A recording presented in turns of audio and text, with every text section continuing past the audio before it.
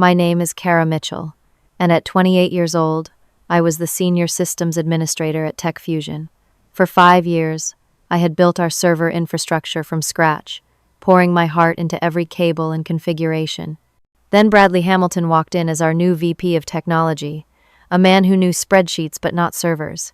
The day he stood in front of my meticulously designed server rack and mockingly compared it to his daughter's nightlight, something inside me snapped. I quietly closed my laptop as laughter rippled through the room. Before I continue with what happened next, let me know where you are watching from, and hit that subscribe button if you want to see more stories about workplace justice served cold. I graduated from Cornell with a computer science degree and a dream of building robust systems that would never fail. While other students chased glamorous jobs at Silicon Valley giants, I was fascinated by the backbone of modern business infrastructure. Server architecture might not sound exciting to most people, but to me it was a perfect blend of logical design and creative problem-solving. My first job out of college was at a small local bank, where I learned the fundamentals of maintaining financial systems. The stakes were high there. Nothing teaches you precision like handling other people's money. After 2 years of proving myself, I got headhunted by Tech Fusion, a financial software startup with big ambitions. They needed someone to build their infrastructure from the ground up, and at 23, I jumped at the opportunity. When I arrived, Tech Fusion was just 15 people working out of a converted warehouse. The company had a brilliant financial trading algorithm, but lacked the secure, scalable infrastructure to support their growth. The CEO, Richard Parker, was a former Wall Street quant who understood the value of solid technology, even if he did not understand the details. "Build it right, build it to last," he told me during my interview. "Our clients trust us with their financial futures. We cannot afford downtime or data breaches." Those early days were exhilarating. I had a modest budget but complete authority to design our systems properly. I researched for weeks before ordering our first server rack, considering everything from power consumption to cooling requirements. Every component was selected for reliability and performance rather than cutting corners on cost. As the company grew, so did my team. First came Jasmine Wong, a brilliant networking specialist who could troubleshoot connection issues that left others baffled. She became my right hand and closest work friend, often staying late with me to implement major upgrades after business hours. "People think the internet just exists like air," Jasmine would say, while meticulously labeling cables. "They have no idea how much work goes into making their emails arrive in milliseconds." Next came Marcus Johnson, our security expert with a background in ethical hacking. He brought a healthy paranoia to our team, constantly testing our defenses and implementing multiple layers of protection. The final addition was Ethan Rivera, a database administrator whose optimization skills saved us from performance bottlenecks as our data volumes exploded. Together, we formed a tight-knit team that took pride in our 99.99% uptime record. For 3 years, Tech Fusion thrived. We expanded from 15 employees to over 100, moved into proper offices, and acquired major financial institutions as clients. Our server room evolved from a single rack to a small data center that I designed with careful attention to redundancy and disaster recovery. Each system had backups. Each backup had failovers, and every critical component could be swapped out without interrupting service. Richard recognized the value of our work. Every quarter he would tour the data center with potential clients, pointing out the security features and redundant systems I had implemented. "This is the heart of Tech Fusion," he would say. "Kara and her team ensure that your financial data is always secure and accessible." The company culture during those years was collaborative and respectful. Technical decisions were made by those with technical expertise, while business leaders focused on growth and client relationships. I had a seat at the leadership table, and my recommendations were taken seriously. When I warned about potential vulnerabilities or capacity issues, resources were allocated to address them before they became problems. But success attracts change. By our 5th year, Tech Fusion was handling billions in transactions, and Richard was feeling pressure from investors to professionalize the management team. One by one, the original leaders were replaced with executives from larger corporations. The new chief financial officer questioned every IT expenditure, unable to see beyond the immediate costs to the long-term benefits. The day Richard announced Bradley Hamilton as our new VP of Technology, a collective shudder went through the IT department. The company-wide email described him as a visionary business leader with an MBA from Wharton and a track record of optimizing technology investments. Not a word about technical qualifications or systems experience. "This could be fine," Jasmine said, trying to stay positive during our emergency pizza lunch meeting. "Maybe he will focus on budget and leave the technical decisions to us." Marcus was less optimistic. I looked him up. His last 3 companies downsized their IT departments within months of his arrival. He is a cost cutter, not a builder. Ethan nodded in agreement.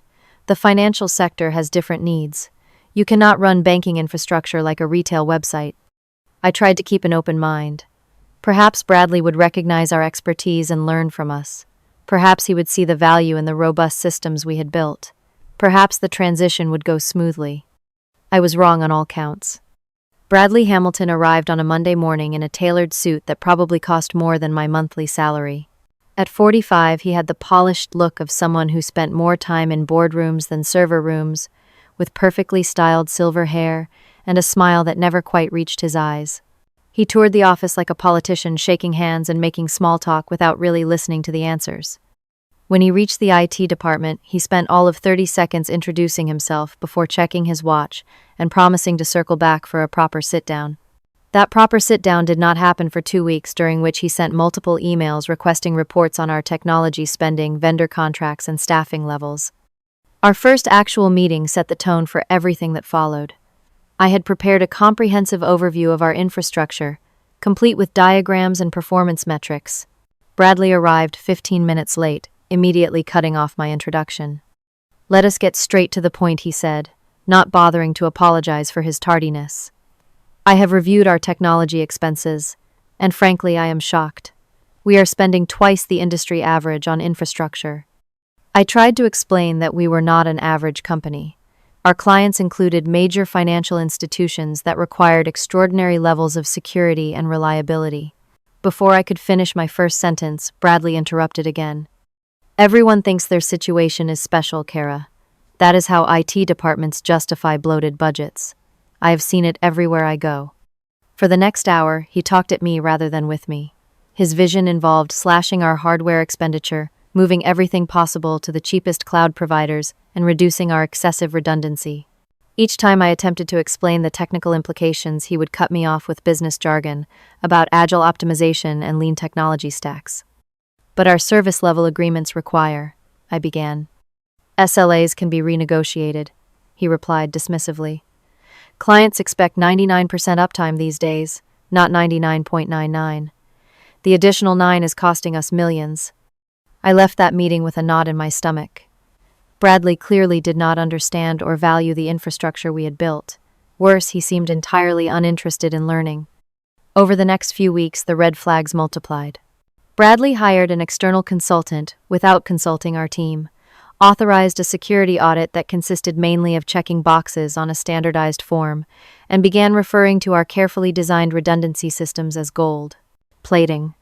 During executive meetings, I noticed his easy rapport with Richard.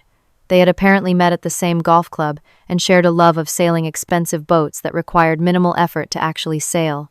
When technical discussions arose, Bradley would skillfully redirect the conversation to financial metrics, his area of comfort. I tried multiple approaches to educate him. I sent concise emails explaining critical systems in business terms. I created simplified diagrams showing how our infrastructure supported revenue-generating activities. I invited him to observe our disaster recovery drills to understand why redundancy mattered. None of it seemed to penetrate. Each attempt was met with either dismissal or superficial acknowledgement, followed by no change in direction.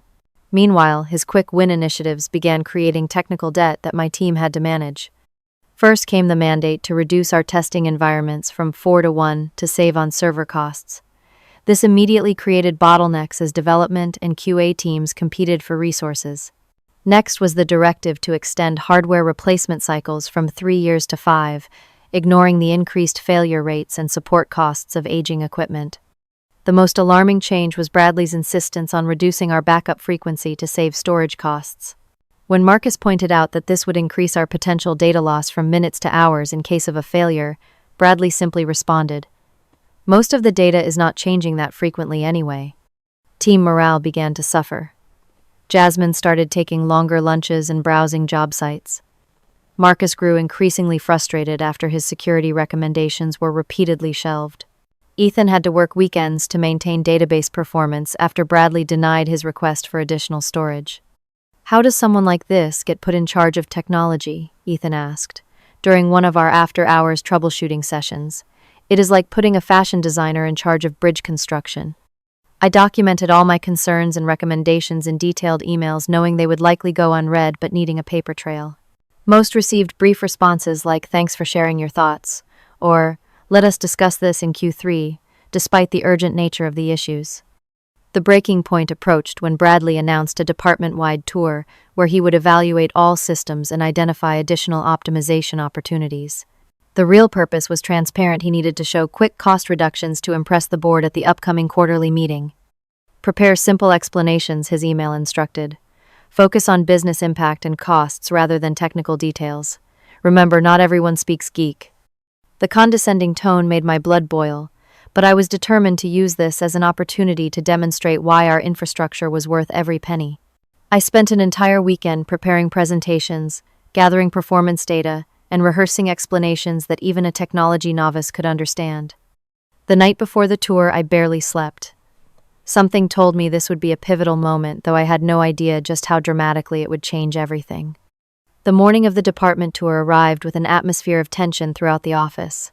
I had been up since 5 a.m., triple-checking systems and rehearsing my explanations. The server room, always my pride and joy, had been cleaned until every surface gleamed. Each cable was perfectly arranged, each blinking light visible evidence of our seamless operations. I chose my outfit carefully that day, professional, but not trying too hard. A navy blazer over a simple blouse, practical pants that would allow me to move easily around the server racks if needed. No jewelry that could potentially catch on equipment. My brown hair pulled back in a practical ponytail. I wanted to be taken seriously as the technical expert I was. At precisely 9:30 a.m., Bradley arrived with his entourage. Richard was there, along with the CFO, 3 board members, and some junior executives eager to align themselves with the new power structure. Bradley led them through the office like a tour guide, pointing out what he called optimization opportunities in each department. When they reached the IT section, he barely acknowledged my team before launching into his own narrative about technology trends and cost efficiency. I caught Jasmine rolling her eyes behind his back as he explained cloud computing to actual cloud engineers. Finally, the moment arrived. The group entered our server room, the mechanical heart of the entire operation. The gentle hum of fans and the rhythmic blinking of status lights created an almost reverent atmosphere. Temperature-controlled air circulated perfectly around the equipment that processed billions of dollars in transactions daily. "This is our primary data center," I began, keeping my voice steady and professional. "We maintain a fully redundant infrastructure with real-time failover capabilities. Every critical system has multiple backups, and we can lose entire server clusters without any interruption to client services." I gestured to the main server rack, a sleek black cabinet housing our most critical systems. This primary rack contains our core transaction processing servers. We use a distributed architecture with load balancing to ensure consistent performance even during peak trading hours. The redundant power supplies and network connections mean there is no single point of failure. As I began explaining our security implementation, Bradley stepped forward, cutting me off mid-sentence. He ran a manicured finger along the edge of the server rack and looked around at the assembled executives. "All this just to look pretty?" he asked with a theatrical chuckle. "My daughter has a nightlight that does more." A ripple of uncomfortable laughter spread through the group. Richard smiled uncertainly, glancing between Bradley and me as if trying to gauge the appropriate reaction. Bradley was just warming up. "Seriously though, this is exactly the kind of over-engineering I was talking about. All these blinking lights and humming machines, most of which are redundant. Does anyone know how much electricity this room consumes monthly?" Without waiting for my answer, he supplied his own figure, one that conveniently ignored the fact that our power usage efficiency ratio was well below industry average. "And look at all these cables," he continued, gesturing dismissively. "In the modern business world, we are moving to wireless solutions and cloud services, not maintaining private data centers like it is 2010. Each word was a slap in the face. 5 years of careful planning, countless nights and weekends, ensuring systems ran flawlessly, all reduced to a punchline about night lights. Actually, I attempted to interject these systems process over $4 billion in daily transactions, with zero downtime. The redundancy is not wasteful. It is essential for our service-level agreements. Bradley smiled condescendingly. Kara is very passionate about her servers, as you can all see. That is commendable, but passion sometimes clouds business judgment. The reality is that 90% of companies our size are moving to hybrid cloud models with minimal on-premises footprint. Not financial services companies, I countered, feeling heat rise in my cheeks. Regulatory requirements and security concerns make our situation different. Bradley waved away my objection like an annoying fly. Regulations evolve. Security can be implemented in the cloud. What we cannot do is continue spending millions maintaining private infrastructure when more cost-effective options exist. He turned to the group, effectively dismissing me from my own presentation. I propose we simplify all of this. Consolidate servers, eliminate unnecessary redundancy, and begin transitioning appropriate services to cloud providers. Initial projections show potential savings of $3 million annually. The CFO nodded enthusiastically while Richard looked thoughtful. No one seemed to notice or care that Bradley's projections ignored critical factors like data transfer costs, compliance requirements, and the contractual penalties we would face if service levels dropped.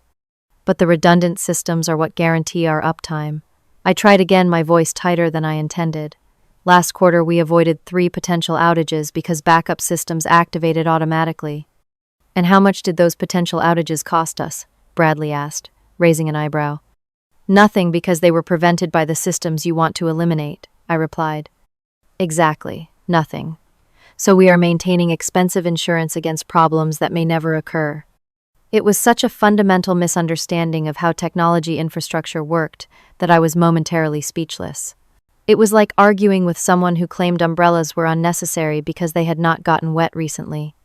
As Bradley continued outlining his vision for our technology future, I felt something shift inside me.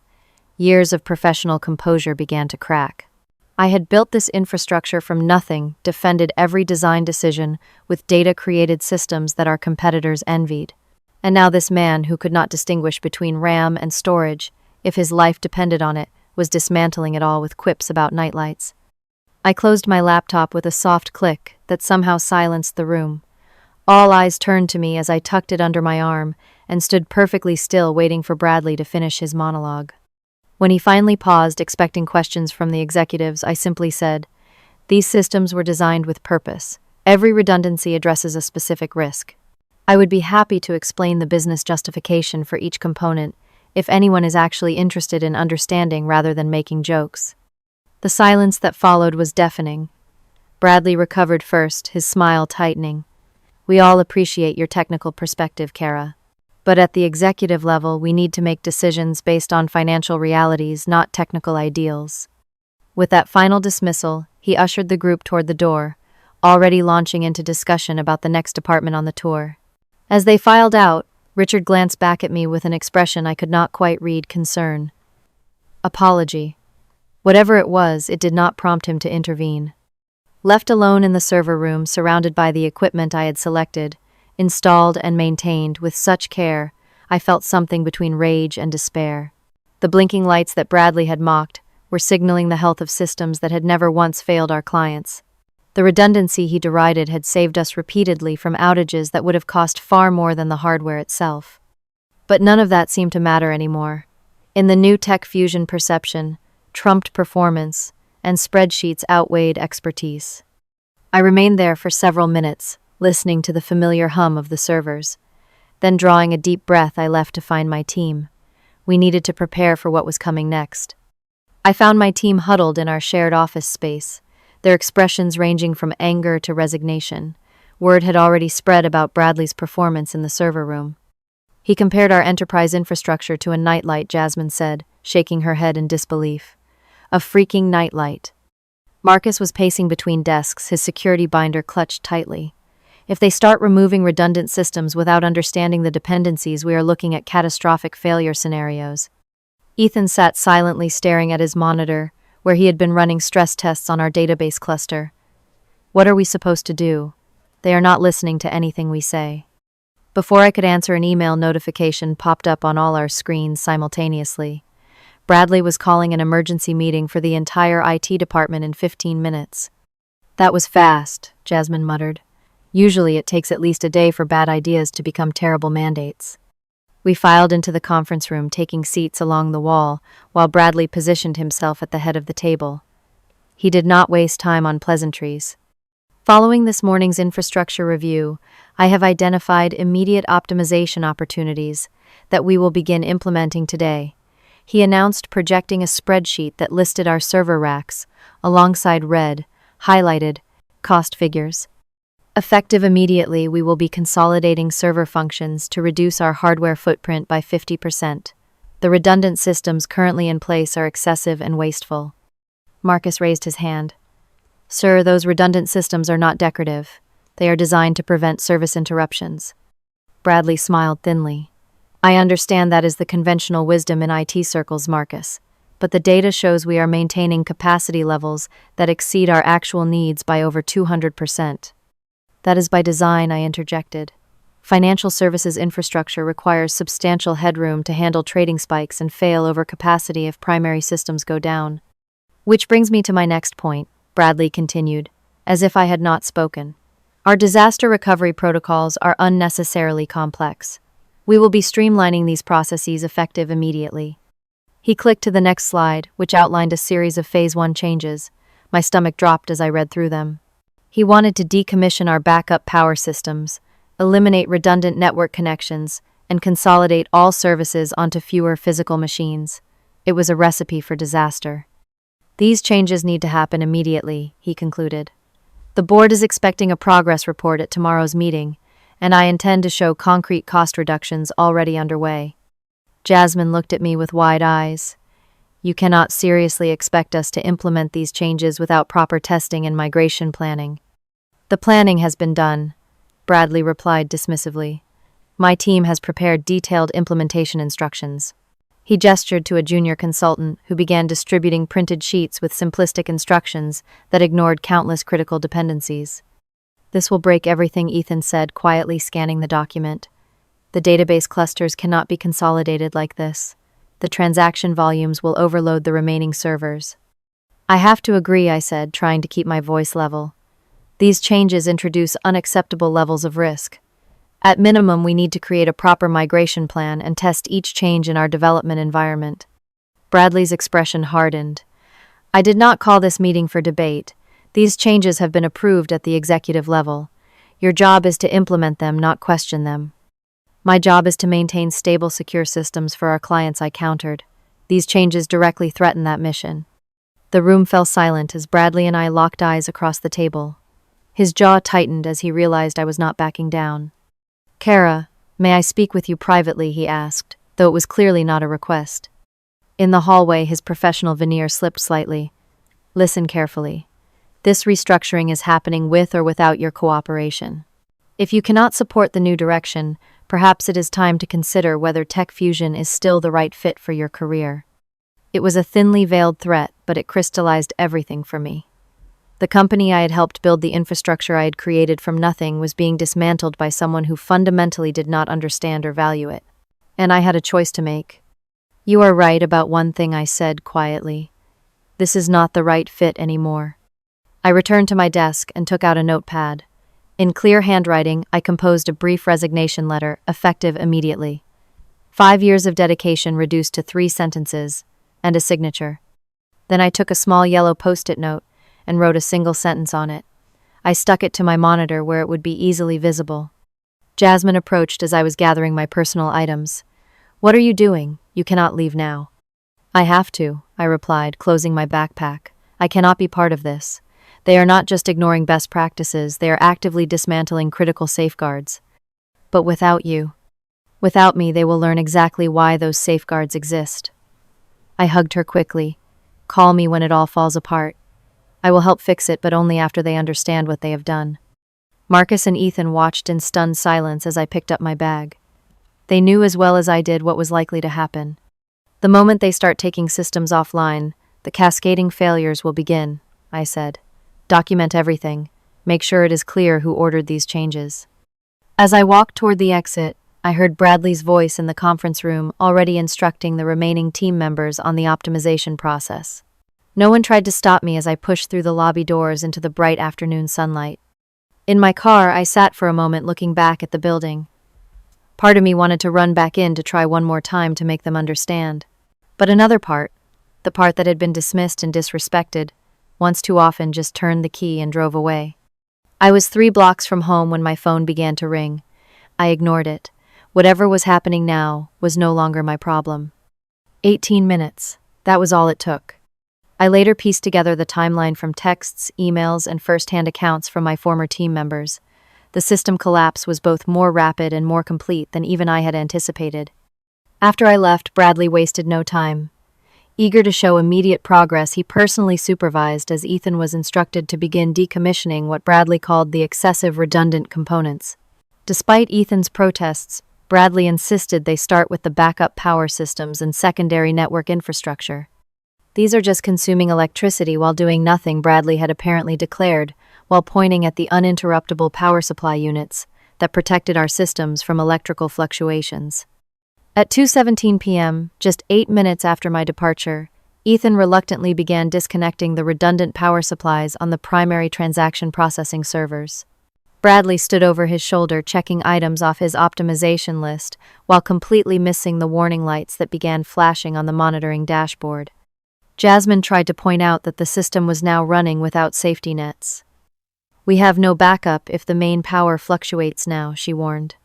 "The building has its own generators," Bradley replied dismissively. "All this extra equipment is just redundancy."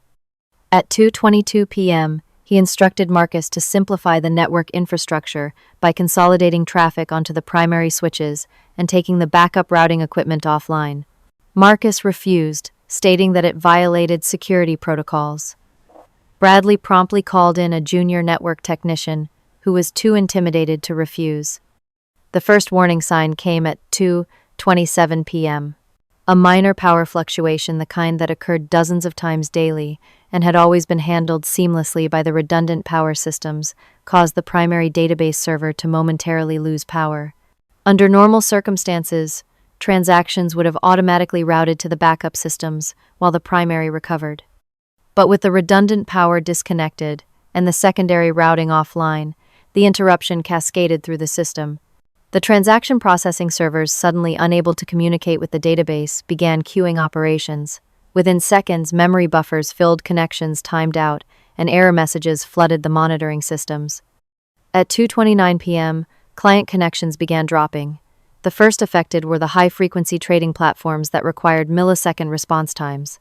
As they lost connection to Tech Fusion, automated alerts triggered at financial institutions across the country.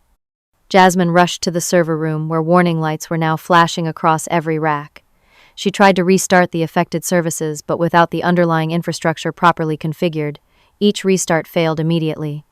At 2:32 p.m., the full impact became apparent. The company's entire network was offline. Every service, from the public website to the internal email system to the core financial transaction processing, had failed. Millions of dollars in financial transactions were suspended in digital limbo, neither completed nor properly rolled back. In the main office, chaos erupted. Customer service representatives could not access account information. Traders stared at blank screens. The sales team, in the middle of demonstrations for potential clients, watched in horror as their presentations froze. Bradley initially dismissed the situation as a minor glitch that would resolve itself momentarily. He assured Richard that systems sometimes needed to reboot after configuration changes. But as minutes passed with no improvement, his confidence visibly wavered. At 2:35 p.m., the first angry client calls began reaching executives on their personal cell phones. Major financial institutions were demanding explanations for the service interruption and threatening contractual penalties for SLA violations. Richard, finally realizing the severity of the situation, rushed to the IT department. "What is happening? How do we fix this?" By now, Jasmine, Marcus, and Ethan were frantically trying every recovery procedure they knew, but the system had been compromised so fundamentally that normal restoration processes were failing. "The redundant systems that would have prevented this have been disconnected," Marcus explained bluntly, "and the backup routes that would let us restore from secondary systems have been taken offline." "On whose authority?" Richard demanded, his face flushing with anger. All eyes turned to Bradley, who was now frantically scrolling through the optimization document as if it might contain a magical solution. It was a planned reconfiguration, he stammered. Standard industry practice to eliminate waste. Where is Kara? Richard asked suddenly, looking around the department. She will know how to fix this. The silence that followed was deafening. Finally, Jasmine spoke up.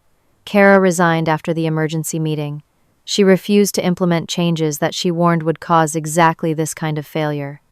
Richard's expression shifted from confusion to horror. What? Nobody told me. She had resigned. Where did she go? She just left, Ethan said quietly, after Bradley threatened her job if she did not comply with the optimization plan. Richard turned to Bradley, whose confident demeanor had completely evaporated. You threatened our senior systems administrator, the one person who understands this infrastructure better than anyone. I did not threaten her, Bradley protested weakly. I simply explained that the company was moving in a new direction.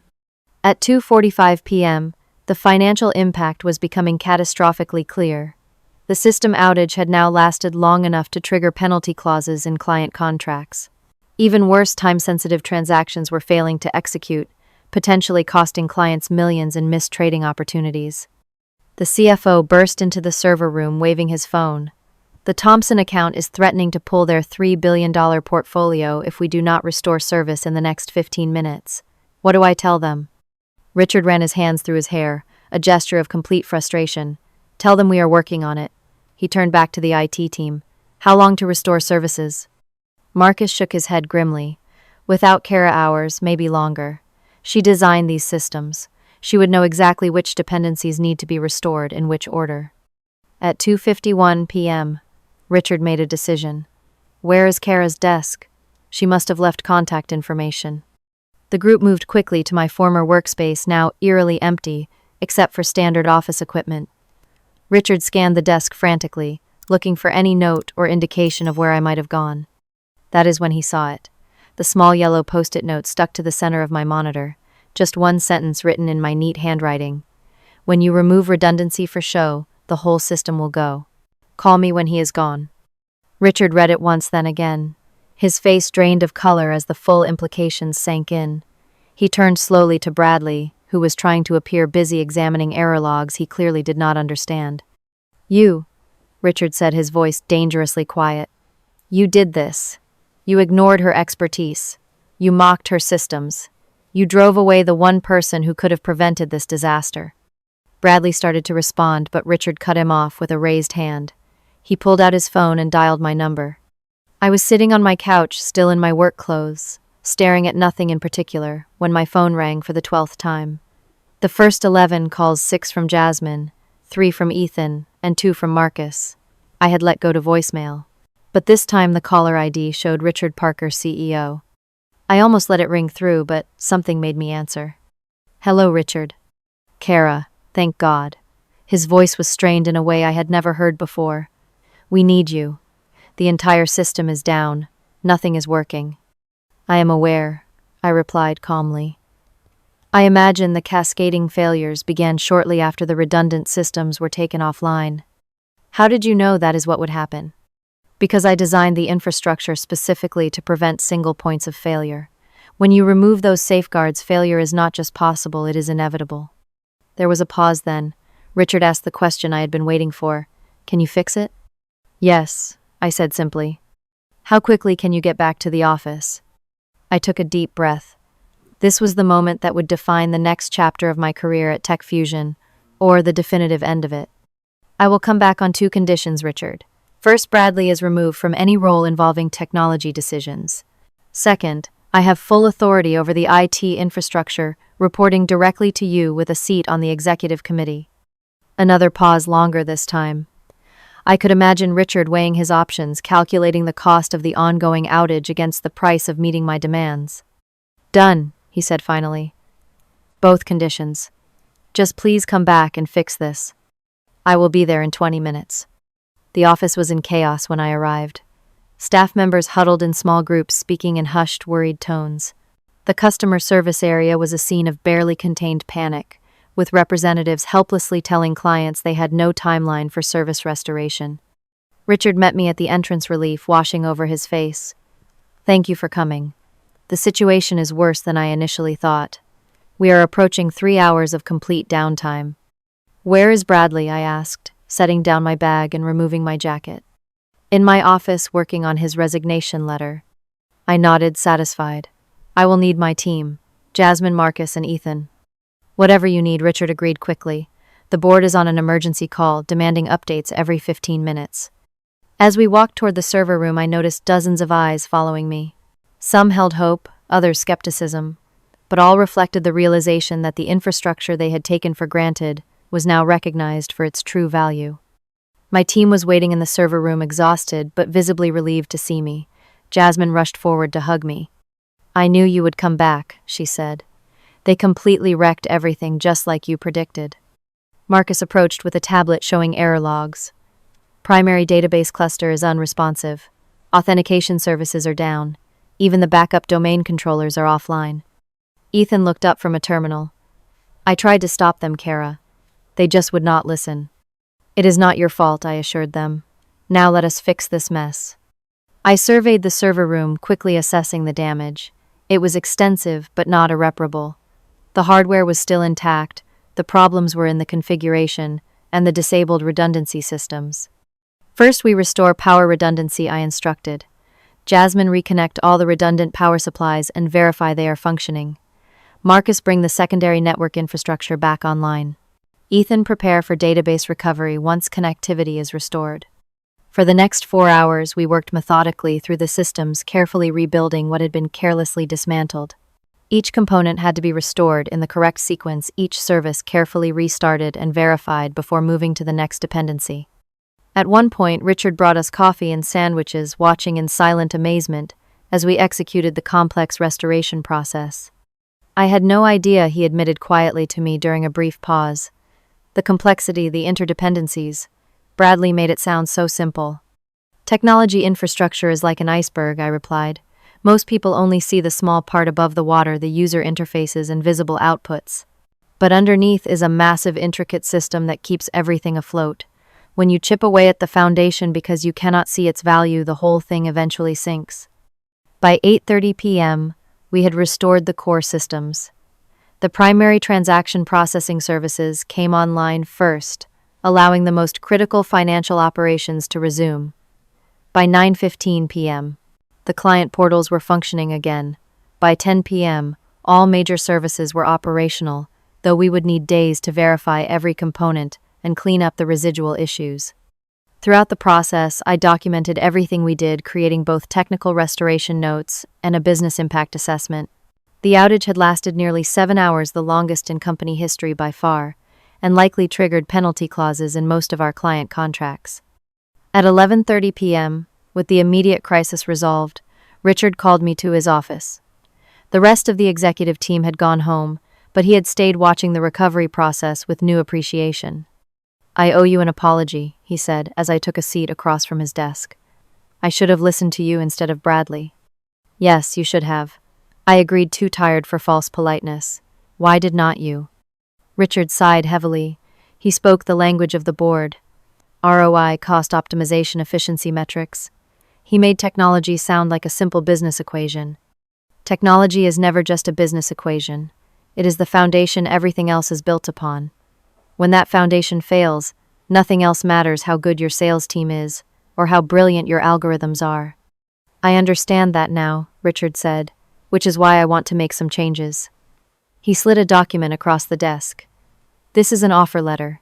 Director of Technology Infrastructure, reporting directly to me with a seat on the executive committee and a substantial raise.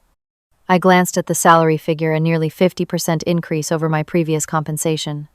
And full authority over technology infrastructure decisions, I confirmed. Complete authority, Richard nodded. With an increased budget for your team. The board has already approved it on an emergency basis. I considered the offer. The validation was satisfying, but more important was the authority to properly protect the systems I had built. I accept, I said finally, but I have one more condition. I wanted in writing that no cost-cutting measures affecting core infrastructure can be implemented without my written approval. Richard did not hesitate. I will have legal draft the amendment tomorrow. He extended his hand. Welcome back, Kara. Or should I say, Director Mitchell. As we shook hands, I felt a mixture of exhaustion and vindication. It had taken a catastrophic failure to prove what I had been saying all along, but at least now they understood. I left Richard's office to find my team still working, ensuring every system was properly restored and documented. "So," Jasmine asked as I approached, "are you back for good?" I nodded. With a promotion, a raise, and most importantly, the authority to do things right. Marcus allowed himself a rare smile. "Does this mean we can finally implement the security upgrades I have been requesting for months?" "First thing tomorrow," I confirmed. "We are going to rebuild better than before." Ethan looked up from his terminal. "And Bradley?" "Gone," I said simply, along with his optimization spreadsheets. As we gathered our things to finally head home for a few hours of sleep, I glanced back at the server racks, their status lights once again, blinking in reassuring patterns of green and blue. The systems that had been mocked as excessive were now recognized as essential. The redundancy that had been dismissed as wasteful had proven to be priceless. Sometimes technology has to break before people understand its value, but I was determined that at Tech Fusion, that lesson would never need to be learned again. The next few days were a blur of activity. My team and I worked around the clock to not only restore our systems but improve them. With my new authority and increased budget, I could finally implement changes we had been requesting for months. The board, humbled by the outage and its financial impact, approved every recommendation without question.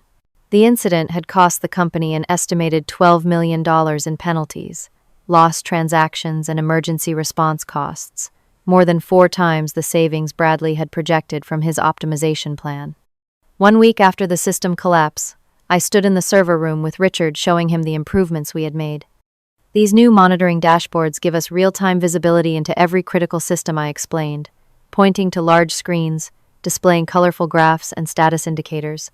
"Green means optimal, yellow means watch, closely read means immediate action required."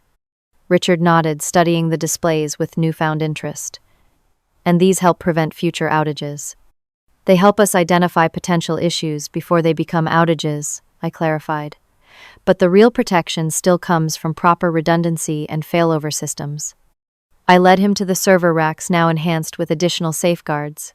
"We have implemented triple redundancy on critical systems, improved power backup capacity, and added automated failover testing that runs daily without impacting performance." "And this all costs?" "About 15% more than our previous budget," I answered. "But considering the cost of the outage, the return on investment is clear. One prevented failure pays for 5 years of enhanced infrastructure." Richard winced slightly at the reminder, but nodded in agreement. "The board has authorized a formal announcement about the leadership changes. We would like to introduce you as the new Director of Technology Infrastructure at Friday's all-hands meeting." The announcement was met with enthusiastic applause from the entire company. The IT team received particular recognition, with Jasmine, Marcus, and Ethan all receiving promotions and substantial raises. More importantly, a new culture of respect for technical expertise began to take root throughout the organization. In the months that followed, I implemented a series of changes designed to improve both our infrastructure and the way technology decisions were made at Tech Fusion. First came the Technical Review Board, a committee with representatives from each department that evaluated all significant technology changes. This ensured that business goals were aligned with technical realities, and that no one could implement changes without proper assessment of the risks. Next, we developed a comprehensive education program for executives and board members, providing non-technical explanations of our infrastructure and its importance to business operations. Richard attended every session, asking thoughtful questions and developing a genuine appreciation for the complexity of the systems that powered his company. The most satisfying change was watching the shift in how other departments interacted with the IT team. Instead of treating technology as a cost center or necessary evil, people began to recognize it as the foundation of everything the company did. Sales representatives brought us into client meetings to explain our robust infrastructure as a competitive advantage. Product managers consulted us early in the development process rather than throwing requirements over the wall. 3 months after the incident, we hosted an open house in the data center, inviting everyone in the company to tour the facility and learn about the systems that powered their work. The server rack that Bradley had mockingly compared to a nightlight became a symbol of resilience, proudly showcased as the backbone of our operation. As for Bradley, I heard through industry contacts that he had taken a position at a retail company with much simpler technology needs. Richard had been discreet about the circumstances of his departure, allowing him to save face publicly while ensuring that potential employers who called for references received carefully worded responses that conveyed the truth to anyone paying attention. My own career had taken a turn I never expected. The promotion to director came with challenges. I had not anticipated managing budgets presenting to the board and mentoring junior staff, but I discovered I had a talent for translating technical concepts into business value. My team expanded from 4 to 12 as we took on additional responsibilities. Perhaps the most profound change was in my own approach to communication. Before the incident, I had often retreated into technical jargon when challenged, assuming that detailed explanations would convince others of the importance of my work. Now I focused on outcomes and risks, helping non-technical leaders understand not just what we needed, but why it mattered to the business. 6 months after the server rack incident, Richard invited me to join him in presenting to our largest client, a major investment bank that had threatened to leave during the outage. I explained our enhanced infrastructure and demonstrated how our new redundancy systems had already prevented 3 potential service interruptions. The difference between Kara and most technology leaders, Richard told the client's CEO, is that she understands both the technology and the business impact. We learned the hard way what happens when you separate those perspectives. The client not only renewed their contract, but doubled the assets managed through our platform. 1 year to the day after the incident, my team gathered for a private celebration. Jasmine brought a cake decorated with a tiny server rack made of fondant. Marcus, never one for sentimentality, had nevertheless created commemorative access badges with "Survived the Great Outage" printed on them. Ethan prepared a technical presentation analyzing what we had learned and how our systems had evolved. "I propose a toast," Jasmine said, raising her coffee mug.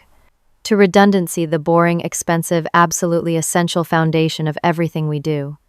We clinked mugs, laughing at what had become an inside joke in our department. What once had been dismissed as wasteful was now proudly championed as our competitive advantage. Later that afternoon, I found a small package on my desk. Inside was a nightlight shaped like a server rack with a note from Richard A. Reminder that sometimes the most important things are the ones you do not notice until they are gone. I placed it on my desk where it serves as both a humorous memento and a serious reminder of the lessons we all learned. In the world of technology, infrastructure invisibility often means everything is working perfectly. The systems that seem unnecessary during normal operations become priceless during a crisis. My journey from senior systems administrator to director taught me that technical expertise alone is not enough. You also need the confidence to stand by your convictions, the courage to walk away when necessary, and the communication skills to help others understand the value of what you build. Sometimes you have to let systems fail before people appreciate why they worked in the first place. But if you are fortunate, you get the chance to rebuild them better than before, and perhaps even change the culture along the way. Have you ever stood your ground when your expertise was being dismissed? How did it turn out? Let me know in the comments below. And if you enjoyed this story about workplace justice and technical vindication, be sure to like, subscribe, and share with anyone who has ever had their professional judgment questioned. Thank you for listening, and remember that sometimes the most important systems are the ones no one notices until they stop working.